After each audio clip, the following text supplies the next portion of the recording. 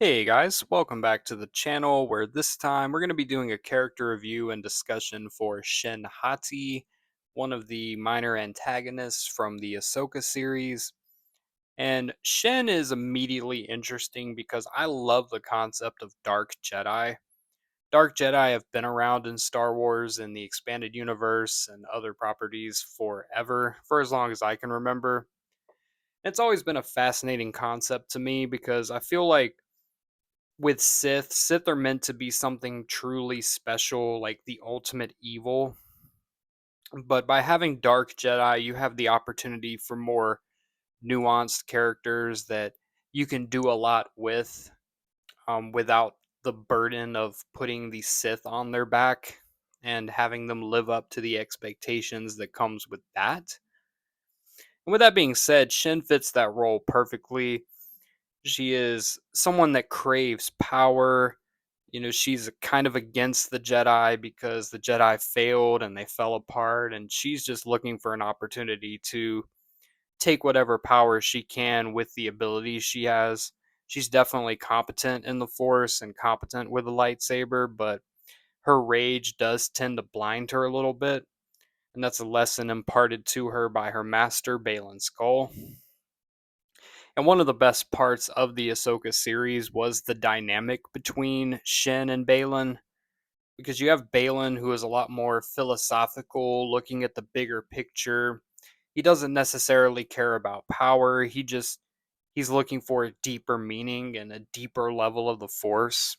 And Shin can't really seem to grasp that. Shin is just more interested in power in a traditional sense. Ruling over people, being in a position where no one opposes her, and her dynamic kind of being a rival in a way to Sabine works really well because they're both very emotional characters. Sabine being fueled by the emotions of looking for Ezra and trying not to let down her master, and Shin being fueled by the emotions of that desire for power. It's a really good dynamic, and I think it works really well for the show and for the character. I do think that there's a lot more story to be told with Shin. I highly expect she's going to be a huge player in season 2 of Ahsoka.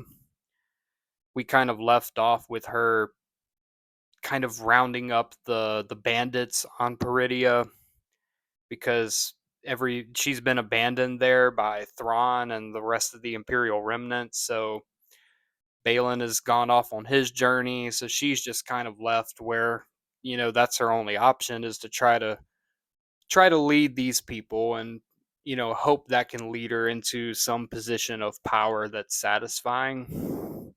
But I'm really curious to see what they do with that. So gotta leave room for her character to fully develop. But aside from that, I do love her character design as well.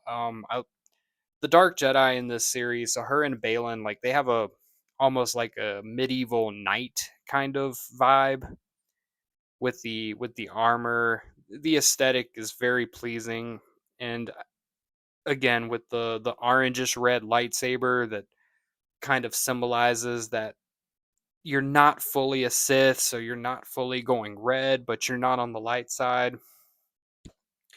Works really well. So we're gonna give Shin an 8.1 out of 10. Again, there's a lot of room for growth here, but I see a lot of potential with this character.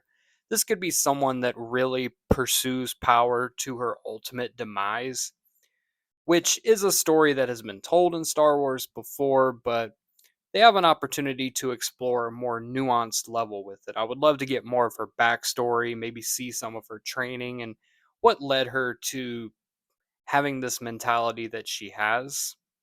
So we shall see where she goes from here, but for right now, I'm going to give Shin Hati an 8.1 out of 10. That's going to be it for the video today. I appreciate you watching.